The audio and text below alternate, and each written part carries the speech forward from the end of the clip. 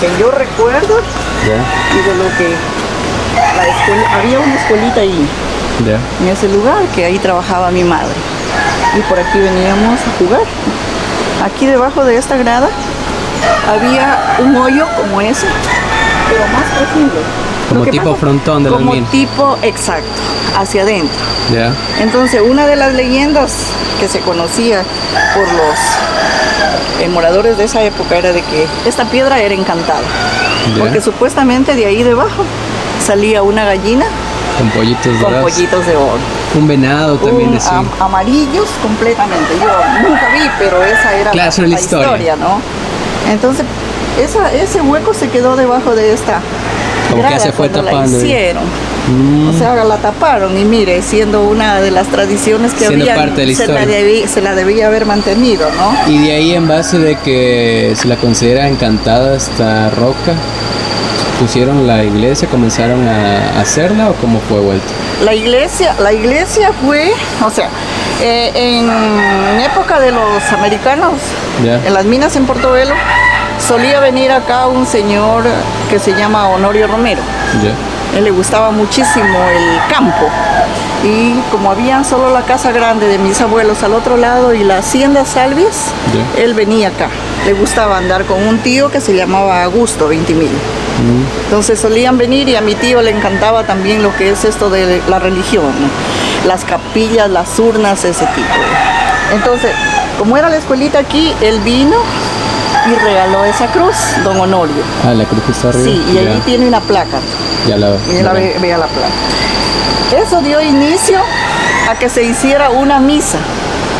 Solo por el simple hecho de estar ahí la cruz, ¿no? Al otro lado hicimos la misa con un sacerdote italiano, el padre Constantino Pieciuta, me acuerdo también, porque era bien gordito. Sí. Entonces, como hubo tanta asistencia de los moradores y a pesar de que era montaña todavía aquí no había casa. ¿No? Claro, aquí no había casa. Entonces, viendo la asistencia de eso, mi tío Augusto con mi madre le proponen a don Jorge Guzmán que les permitiera hacer una urnita aquí delante, urna. Y él les dice que en vez de urna, ¿por qué una capilla? Como que él les dio una idea más grande. Él nos dio la idea, él les dio a mis papás, a mis tíos y mis papás. Entonces comenzaron. Es la primera iglesia que se hizo, era delgada, tendría unos 4 metros de ancho. Bien pequeño. Con un techito. Una cúpula, algo. De teja. Entonces, esa fue la primera iglesia.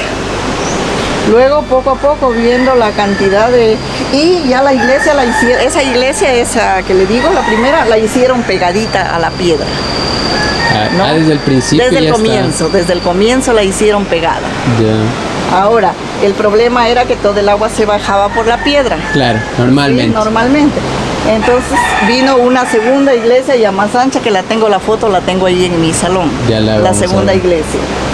Esa segunda iglesia, cuando quisieron, ya va a ir a ver adentro, perforar los huecos para empotrar la Virgen en los huecos, el señor que vino a hacer esos trabajos no sabía manejar lo que era dinamita y esas cosas. Explota y vuela todo el techo. Entonces viene la tercera iglesia, que es esta. Esta ya es la tercera. Esta es la tercera iglesia, ¿sí? Donde ese fue el motivo por el que se cambió prácticamente la forma, la presentación de la iglesia. Y esta es la placa. Y esta es la placa, mire, permanece, yo también la paso limpiando. A ver. La mantiene blanquita, pero con el invierno ya va cogiendo otra vez el color. Está un chiringo. ¿Y esta cruz es la que se mantuvo desde el principio? Desde el comienzo, ¿no? Ella sí no tiene ningún cambio. Así como la ve, se mantiene. No hubo, o sea, está tan bien hecha que no. Claro. No. Pero también me contaban una historia, tal vez como ya salen muchas versiones, que se había hecho la iglesia debido porque esta piedra mismo estaba encantada. Exacto, mitigar un poco. Mitigar un poco, decía que iba a estallar, que claro. en algún momento y que nos iba a tragar y no sé qué, no sé cuánto, ¿no? Porque la piedra era encantada. A eso se basa también, claro. La tradición, ¿no? Pero, otra forma también de contar la historia. No creo, o sea, ahora pues ya no claro, es que ahora ya no se escucha ese tipo de cosas. Antes, en cambio, era eso, la mayoría de las leyendas, ¿no es cierto? Cualquiera los estaba por ahí. Sí. Entonces la iglesia es la que hay ahora, la nueva, la que se mantiene este rato. En el altar, en la piedra está hecho el altar.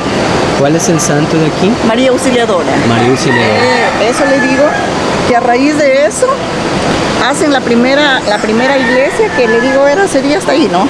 Más o menos. Pequeña, ¿no? Pequeña, sí. Entonces, Arnaldo Romero, que le encantaba el campo. Era familia del señor Jorge Guzmán.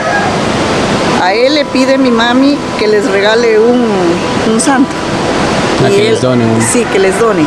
Entonces él había sido muy devoto de María Auxiliadora. Y él atrajo a María Auxiliadora en 1963, creo es. 1963. Sí, 63. ¿Sí?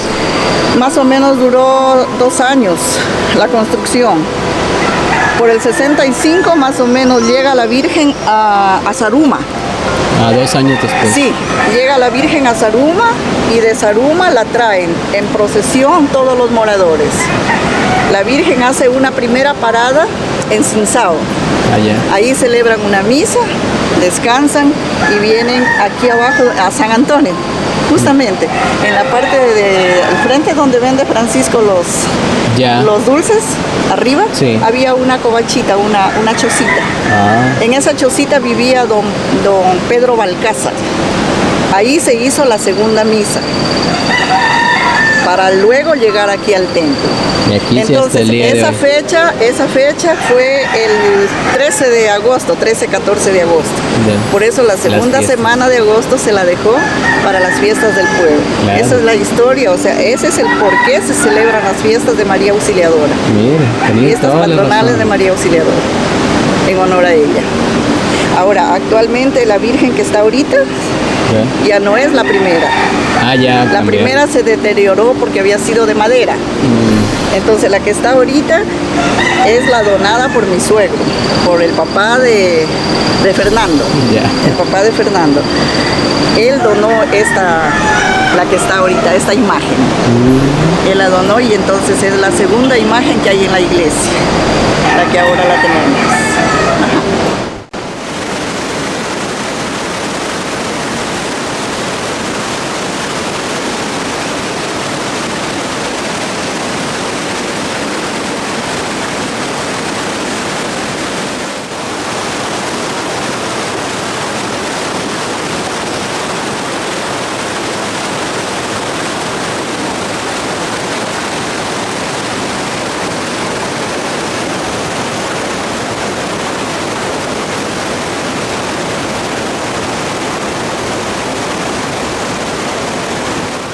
Como ven, esta es la otra parte de donde estuvimos subidos, donde estaba ahí la cruz.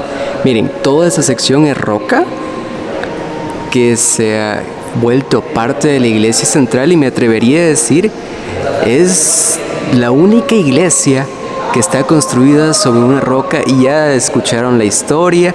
Esta de aquí fue la parte en la que, bueno, se había dinamitado por cuestiones, digamos, un error técnico y se lo ve un poco distinto, sobresaliente del resto del aspecto, pero se logró su propósito, se mantienen ahí los santos. Yo siempre he tenido mucho recelo de grabar dentro de iglesias porque siento es un lugar muy puro que aporta un sentido religioso y espiritual único, pero bueno, quería mostrarles y que sepan de los atractivos tan hermosos que tenemos en la parte alta.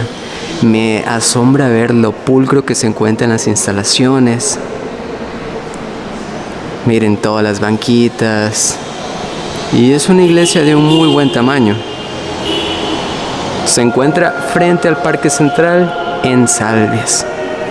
Todas las personas que quisieran visitar, conocer esta historia de ámbito religioso, son muy bienvenidos.